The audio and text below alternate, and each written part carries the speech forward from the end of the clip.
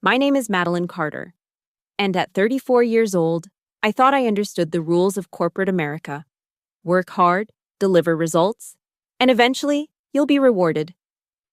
I had spent 8 years climbing the ladder at Vertex Communications, turning their struggling marketing department into an industry powerhouse. I had awards, client testimonials, and a track record that spoke for itself. But on that crisp October morning, when Helena Price slid a revised contract across her mahogany desk, demanding I accept a 60% pay cut or walk away empty-handed, I realized I had been playing by rules that no longer applied to me. What Helena didn't know was that her calculated cruelty would become the catalyst for the most satisfying career move of my life. This is the story of how I turned their betrayal into my breakthrough, and why sometimes the best revenge is simply showing them exactly what they lost. The fluorescent lights in Vertex Communications' 20th floor conference room had always been too harsh, casting everything in an unforgiving white glare. But that Tuesday morning in October, as I sat across from Helena Price, they seemed particularly brutal. The Manhattan skyline stretched endlessly beyond the floor-to-ceiling windows, a reminder of all the possibilities that existed beyond these walls. Helena's perfectly manicured fingers drummed against the polished mahogany table as she slid the document toward me with the casual indifference of someone swatting a fly. "I'm sure you understand, Madeline," she said, her voice carrying that particular blend of condescension and false sympathy that had become her trademark since taking over as CEO 8 months ago. "These are challenging times for everyone. The contract lay before me like a death sentence. 60%. They wanted me to accept a 60% salary reduction or face immediate termination." My hands trembled slightly as I picked up the papers, though I fought to keep my expression neutral. After 8 years of dedication, innovation, and results that had literally saved this company from bankruptcy, this was my reward. "I need time to consider this," I managed to say, proud that my voice came out steady despite the storm raging inside my chest. Helena's smile was sharp enough to cut glass. "Of course, you have until end of business Friday." 3 days. 3 days to decide whether to accept financial devastation or unemployment. As I walked back to my office on unsteady legs, I couldn't help but think about how drastically things had changed since Helena's arrival. But to understand the full scope of this betrayal, I need to take you back to the beginning. When I first joined Vertex Communications in 2016, the company was bleeding money and clients. Their previous marketing campaigns had been uninspired at best, catastrophic at worst. I remember my first day vividly, walking into their cramped midtown office with its outdated equipment and demoralized staff. The previous marketing director had quit without notice, leaving behind a department in chaos and a reputation in ruins. But I saw potential where others saw problems. Fresh out of Northwestern University with my master's in communications, I had spent 3 years cutting my teeth at smaller agencies, learning every aspect of the business from grassroots campaigns to Fortune 500 strategies. I was hungry, ambitious, and ready to prove myself on a bigger stage. The interview process had been rigorous. 4 rounds of meetings with different department heads, a comprehensive presentation to the executive board, and a writing test that took me 2 full days to complete. When Thomas Franklin, the founding CEO, finally offered me the position, I felt like I was about to embark on the adventure of a lifetime. "We need someone who can think outside the box," Thomas had told me during our final meeting. "Someone who understands that great marketing isn't just about selling products, it's about telling stories that matter." Those words would prove prophetic in ways I couldn't have imagined. My first year at Vertex was a whirlwind of 18-hour days and weekend strategy sessions.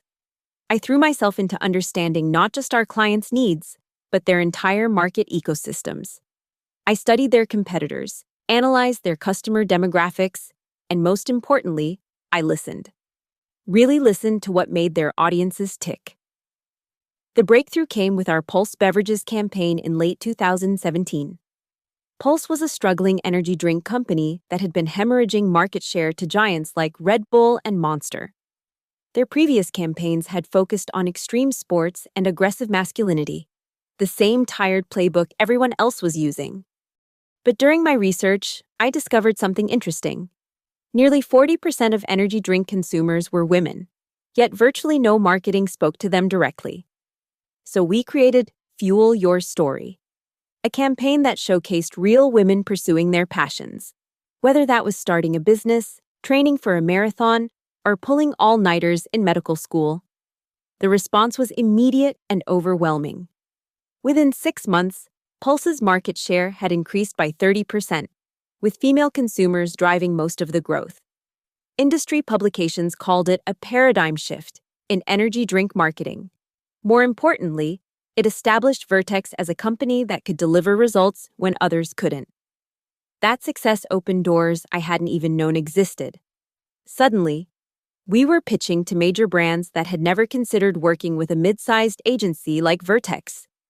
I developed what I called the Feedback Compass, a proprietary system for analyzing customer sentiment that allowed us to predict market trends with unprecedented accuracy. By 2018, our client roster had tripled, and our revenue had increased by 200%. The small, cramped office in Midtown was replaced by a gleaming suite in a Manhattan high-rise. We won industry awards 2 years running. I was personally recognized as one of marketing's rising stars by Campaign magazine. But success, I learned, can be a double-edged sword. The problems began in early 2019 when Vertex was acquired by Summit Industries, a massive conglomerate with holdings in everything from manufacturing to media. The acquisition brought capital and resources we had only dreamed of, but it also brought new oversight and, eventually, new leadership. Thomas Franklin, the visionary who had built Vertex from nothing, announced his retirement 6 months after the acquisition. His replacement was Helena Price, a Summit Industries executive with an MBA from Wharton and a reputation for maximizing operational efficiency. On paper, she seemed perfect. In reality, she was about to turn my professional life into a nightmare. Helena's first company-wide meeting set the tone for everything that followed. Where Thomas had been warm and collaborative, Helena was cold and calculating. Where Thomas had encouraged creative risk-taking, Helena demanded measurable ROI on every initiative. She spoke in corporate buzzwords and treated employees like line items on a spreadsheet. "We're going to streamline our processes and eliminate inefficiencies," she announced to the assembled staff. "Every department will need to justify their value proposition going forward." The changes started small. Mandatory weekly reports that detailed every hour of our time. Approval processes for expenses over $50. Creative reviews that involved 3 different departments and took weeks to complete, but gradually. The restrictions tightened like a noose around our creative process. The first major red flag came during a strategy session for a potential client in the tech sector. I had spent weeks developing a comprehensive campaign proposal that addressed their specific challenges in a competitive market. The presentation was scheduled for Thursday afternoon, and I had prepared extensively, anticipating questions and objections. But when Thursday arrived, Helena announced that she would be presenting instead. "I've reviewed your materials, Madeline," she said, not quite meeting my eyes. "I think it would be more appropriate for someone at the executive level to handle this presentation." I watched from the back of the conference room as Helena delivered my ideas, my research, my strategic insights as if they were her own. When the client asked detailed questions about the campaign's methodology, she deflected smoothly to her team, without ever mentioning my name specifically. We won the account. Helena took full credit, and I began to understand the game I was really playing. Over the following months, the pattern repeated itself with increasing frequency. I would develop campaigns, Helena would present them, and I would watch my contributions disappear into the corporate ether. When our Feedback Compass system was featured in a Harvard Business Review case study, Helena was quoted extensively as its creator. When we won the industry's Innovation Award for the 2nd consecutive year, Helena's photo appeared alone in the trade publications. But perhaps the most infuriating aspect of Helena's management style was her obvious favoritism toward the male employees. Mark Davis, who had joined our team 6 months after Helena's arrival, was consistently given high-profile assignments despite having half my experience and none of my track record. During team meetings, Helena would solicit his opinions while consistently interrupting or dismissing mine. The breaking point came in March 2020 when Vertex announced an opening for creative director, a position that would have been a natural progression in my career.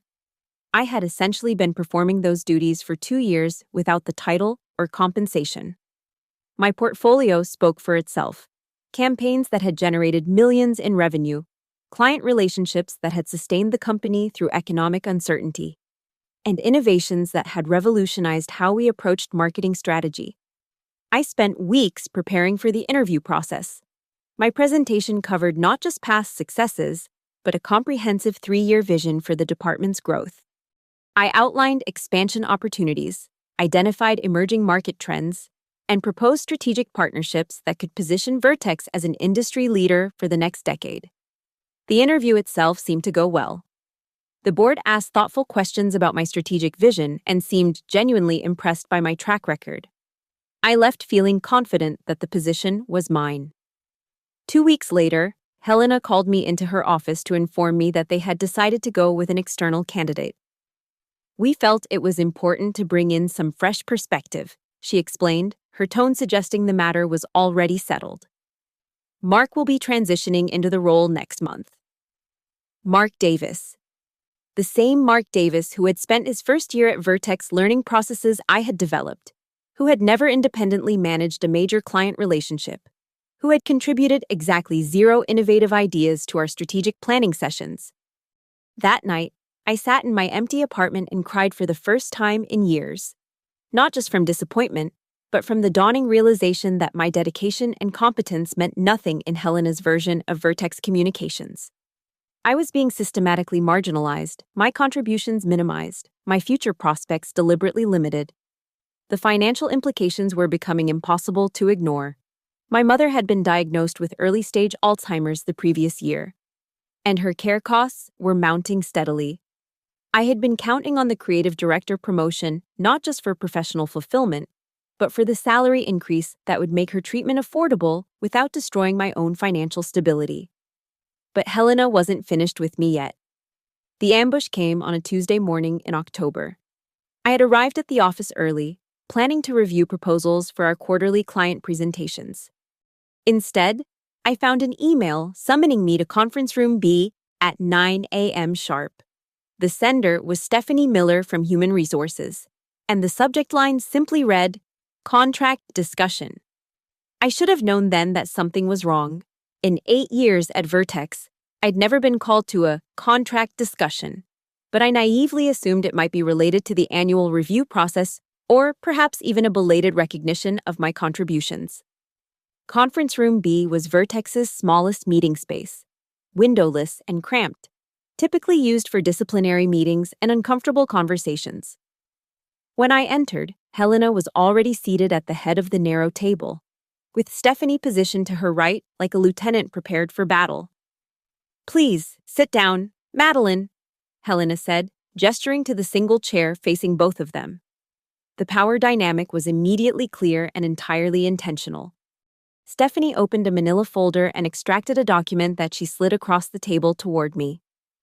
"We need to discuss some changes to your employment terms," she began, her voice carrying the rehearsed neutrality of someone who had clearly practiced this conversation.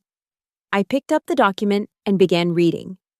At first, the legal language obscured the true meaning of what I was seeing. Terms like market adjustment and competitive realignment filled the page. But as I reached the compensation section, the reality hit me like a physical blow. My current salary of $85,000 would be reduced to $34,000, effective immediately. 60%. They wanted to cut my salary by 60%? "I don't understand," I said, though part of me understood perfectly. This wasn't about budget constraints or market conditions. This was about pushing me out without the legal complications of termination. Helena leaned forward, her expression a masterclass in false concern. "The economic climate has been challenging for everyone. Madeline, we've had to make some difficult decisions about resource allocation. Resource allocation, I repeated, tasting the bitter corporate euphemism. What about the accounts I manage, the campaigns I've developed, the revenue I've generated? Those responsibilities will be redistributed among the team. Stephanie interjected smoothly. We're confident that a more collaborative approach will benefit everyone. The translation was clear. My work would be divided among other employees, primarily Mark Davis, while I would be relegated to administrative tasks and busy work. They were gutting my responsibilities while expecting me to accept financial devastation with grace and gratitude. You have until Friday to make your decision, Helena concluded, standing to signal the end of the meeting. I hope you'll consider what's best for everyone involved. As I walked back to my office, the document clutched in my trembling hands. I felt something I hadn't experienced since those early days at struggling agencies. Genuine fear. Not just about my career, but about my ability to maintain the life I had built, to care for my mother, to survive financially in one of the world's most expensive cities. But fear, I would soon discover, can be transformed into something much more powerful. That evening, I called Emma Rodriguez, my closest friend from graduate school who now worked as director of human resources at a major tech company. Emma had always been the pragmatist in our friendship, the one who could cut through emotional complexity to identify practical solutions. They're trying to force you out, she said after I had finished explaining the situation. This isn't about budget cuts. Madeline, this is constructive dismissal. They want you gone, but they don't want to pay unemployment or risk a wrongful termination lawsuit. So what are my options? Accept the pay cut and start looking for a new job immediately. Or refuse and let them terminate you. Either way, you need to get out of there as soon as possible. But if I quit, I won't be eligible for unemployment benefits. True. But if you accept that pay cut, you'll be financially devastated while still doing the job search. At least if you leave now, you can focus all your energy on finding something better. Emma was right, but the practical reality of job searching while unemployed felt overwhelming. I had been at Vertex for 8 years. My professional identity was completely intertwined with that company. The thought of starting over felt like admitting defeat. Listen, Emma continued. I've been watching what you've accomplished at Vertex. Your work speaks for itself. There are companies out there that would be thrilled to have someone with your track record. That night, I made a decision that would change the trajectory of my career. Instead of accepting Helena's ultimatum or walking away in defeat, I would use the time I had left to orchestrate the most strategic job search of my life. But first, I needed to protect myself. Over the next few days, I quietly began documenting everything. I made copies of performance reviews, client testimonials, and campaign results. I saved examples of my work, correspondence that demonstrated my contributions, and evidence of the responsibilities that were supposedly being redistributed. If Helena wanted to play games, I would make sure I had documentation to protect my professional reputation. More importantly, I began reaching out to my network with surgical precision. 8 years in marketing had given me relationships throughout the industry, former colleagues who had moved to other agencies, clients who had been impressed by my work, mentors who had guided my early career development. The response was immediate and encouraging. Within a week, I had 3 companies expressing interest in speaking with me. But I knew I needed to be strategic about this process. I couldn't afford to make a desperate move that would simply trade one bad situation for another. My first interview was with Morrison & Associates, a boutique agency that specialized in lifestyle brands. The position would have been a lateral move financially, but the company had a reputation for creative freedom and employee development. During our conversation, I was impressed by their collaborative approach and emphasis on work-life balance. But it was my second interview that really opened my eyes to what I had been missing at Vertex. Arcadia Creative was a mid-sized agency that had been making waves in the industry for their innovative campaigns and employee-centric culture. Their Manhattan office felt more like a modern co-working space than a traditional corporate environment, with natural light, flexible workstations, and a palpable energy that I hadn't felt in years. Sarah Chen, their chief marketing officer, greeted me personally and spent the first 20 minutes of our meeting not talking about the position, but asking about my experiences, my challenges, and my professional goals. "We've been following your work at Vertex," she said. "That Pulse Beverages campaign was brilliant. It completely changed how the industry thinks about demographic targeting. For the first time in months, I felt genuinely appreciated for my contributions." But what really impressed me was Sarah's approach to the interview process itself. Instead of grilling me about my weaknesses or asking generic questions about my 5-year plan, she wanted to understand my creative process, my leadership style, and my vision for marketing's future. "We're looking for someone who can help us expand into new markets," she explained. "But more than that, we want someone who can help shape our agency's culture and strategic direction." The position was for Senior Marketing Director, with responsibilities that included client relationship management, strategic planning, and team development. The salary range was significantly higher than what I was currently making at Vertex, even before Helena's proposed cut. But what really sold me on Arcadia was their approach to professional development. They offered continuing education stipends, conference attendance, and most importantly, a clear path for advancement that was based on merit rather than politics. "We believe that when our employees grow, the company grows," Sarah said. "Your success is our success." By the time I left Arcadia's office, I knew I had found something special, but I also knew I needed to be patient and strategic about the process. Desperation makes for poor negotiation, and I was determined to make a move that would benefit my long-term career goals, not just provide an escape from Helena's toxicity. Over the following weeks, I continued the interview process while maintaining my professional facade at Vertex. I scheduled meetings during lunch breaks, took strategic sick days for interviews, and carefully managed my communications to avoid suspicion. The most challenging aspect was maintaining my work quality while knowing that Helena was actively undermining my contributions. But I was determined not to give her any ammunition to use against me. Every project was completed on time and exceeded expectations. Every client interaction was documented and professional. Meanwhile, the interview process at Arcadia moved forward with impressive efficiency.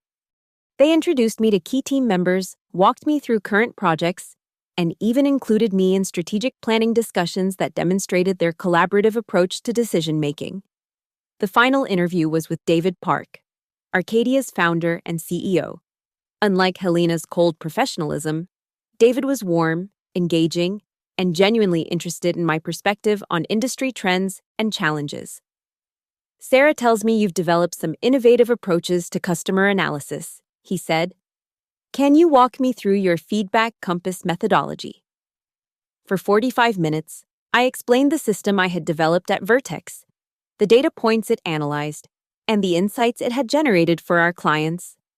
David asked thoughtful questions and clearly understood the strategic value of what I had created.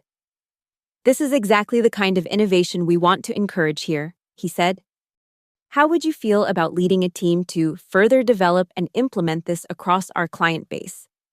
Not only did they want to hire me, they wanted to build upon my innovations and give me the resources to expand their impact.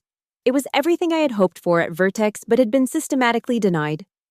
2 days later, Sarah called with an offer that exceeded my wildest expectations. The base salary was 55% higher than my current Vertex compensation. The benefits package included health insurance, retirement matching, and professional development funds. Most importantly, they were offering equity in the company, making me a stakeholder in Arcadia's future success. "We don't just want to hire you, Madeline," Sarah said. "We want to invest in you." I asked for 24 hours to consider the offer, though my decision had already been made. That evening, I sat in my apartment crafting the resignation letter that would finally free me from Helena's toxic environment. But this wasn't going to be just any resignation letter. After months of watching Helena take credit for my work, undermine my contributions, and ultimately try to force me out with financial manipulation, I had some things to say. I spent hours perfecting the tone and content. The letter needed to be professional enough to protect my reputation, but clear enough to document the pattern of behavior I'd endured. Most importantly, It needed to explain exactly what Vertex was losing by forcing out their most productive employee. The letter began with standard resignation protocols, my official 2 weeks' notice and gratitude for the opportunities I had been given. But then it detailed my specific contributions to the company's success, the campaigns I had developed, the revenue I had generated, and the innovations I had created. I documented the systematic marginalization I had experienced under Helena's leadership, the credit that had been reassigned to other employees, and the ultimately insulting salary reduction that had forced my decision to leave. But the most satisfying paragraph was the one where I outlined my new position at Arcadia Creative, including the significant salary increase and leadership responsibilities I would be assuming. While I understand that Vertex felt my contributions were worth a 60% salary reduction, I wrote, Arcadia Creative has recognized them as worthy of a 55% increase, along with equity participation and strategic leadership opportunities. The letter concluded with a professional offer to assist in the transition process, but also made clear that my departure was a direct result of Helena's management decisions and the company's failure to value my poor employee contributions appropriately. Friday morning arrived with unusual clarity. I had printed my resignation letter on high-quality paper and placed it in a manila envelope with Helena's name written in my most professional handwriting. I arrived at the office early, wanting to have this conversation before the daily chaos began. Helena's assistant informed me that she was available, and I was ushered into the same office where this nightmare had begun just 1 week earlier. Helena looked up from her computer with the same cold expression she had worn throughout our relationship. Madeline, she said, not bothering to stand or offer me a seat. I trust you've made your decision about the contract adjustment. I placed the envelope on her desk and remained standing. I have. Helena opened the envelope with casual confidence, clearly expecting either acceptance of her terms or a brief, defeated resignation. As she began reading, I watched her expression change from smugness to surprise to something approaching alarm. She read the entire letter twice before looking up at me. Arcadia Creative, she said, and I could hear the recognition in her voice. Arcadia was one of Vertex's primary competitors, known for stealing high-profile clients and top talent from established agencies. Yes, I replied simply, and they're offering you. She glanced back at the letter. A 55% increase? Among other benefits, yes.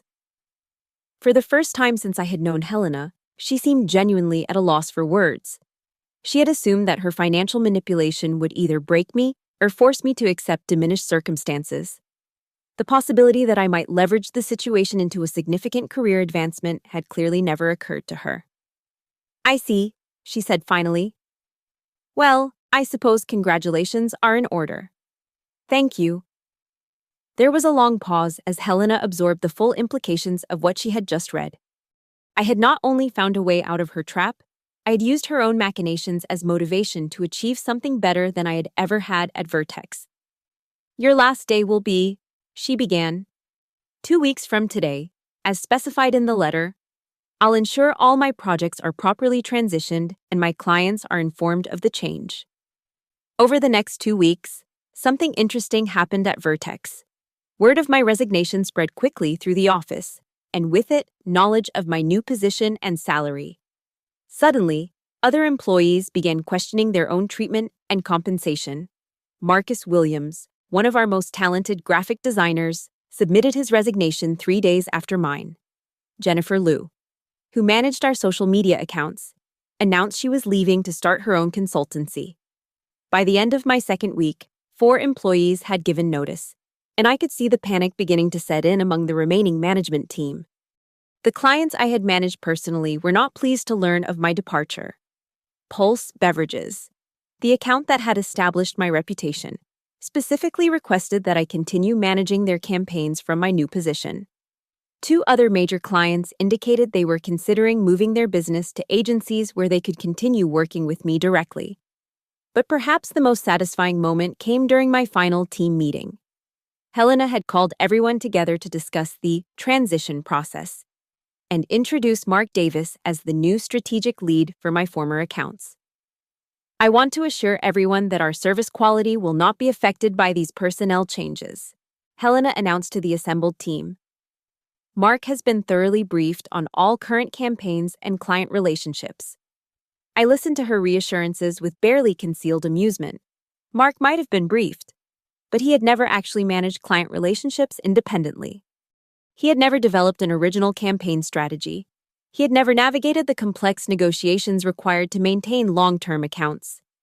Most importantly, he didn't have the feedback compass system, which I had developed using proprietary methodologies that existed nowhere in Vertex's official documentation. Without that analytical foundation, their future campaigns would be based on guesswork rather than data-driven insights. As I cleaned out my office on my final day, I reflected on the journey that had brought me to this moment 8 years earlier. I had walked into Vertex as an ambitious but inexperienced marketing professional. I was leaving as a senior executive with a proven track record, industry recognition, and opportunities I had never imagined possible. Helena's attempt to force me out had backfired spectacularly. Instead of accepting diminished circumstances, I had used her manipulation as motivation to aim higher than I ever had before. The 60% salary cut she had offered was now revealed as laughably inadequate compared to what I was actually worth in the marketplace.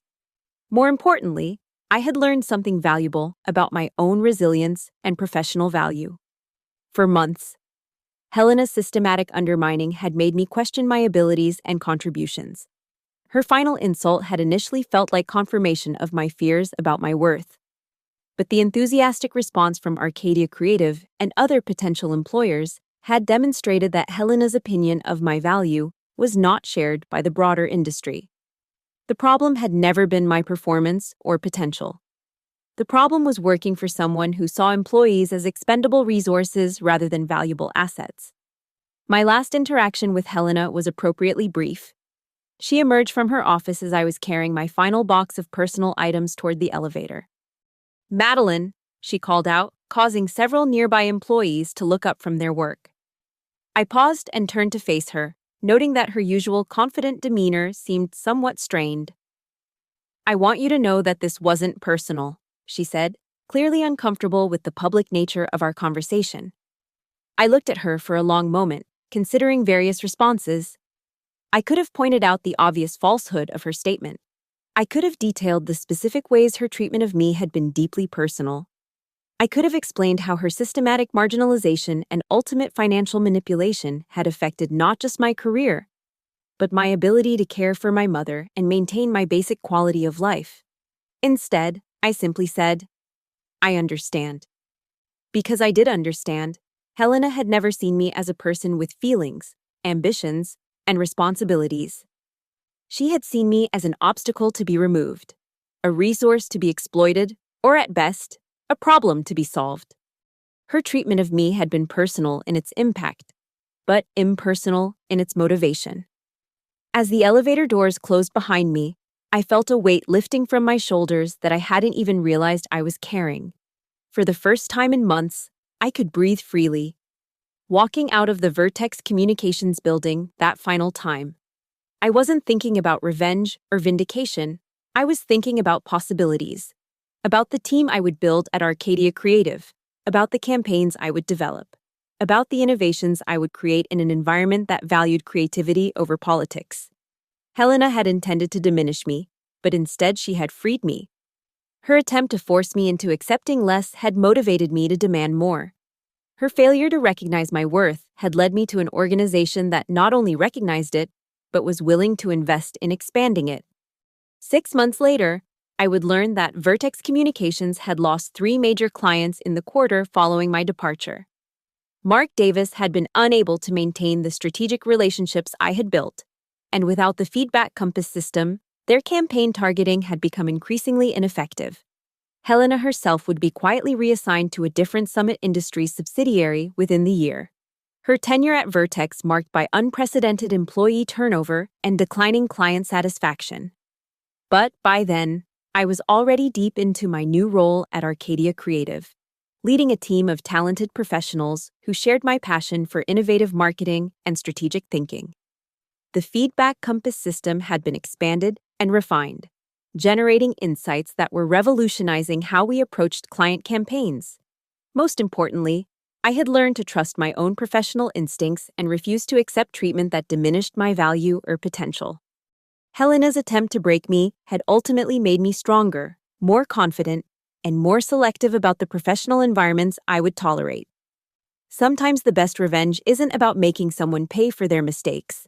Sometimes it's about proving that their assessment of your worth was not just wrong, but spectacularly, expensively wrong. As I settled into my new office at Arcadia Creative, surrounded by colleagues who respected my contributions and leadership who invested in my success, I realized that Helena had given me an unexpected gift. Her betrayal had forced me to advocate for myself in ways I never had before. Her manipulation had motivated me to aim higher than I ever had previously. In trying to diminish me, she had inadvertently set me free to become everything I was capable of becoming. And for that, perhaps I should thank her. But I won't.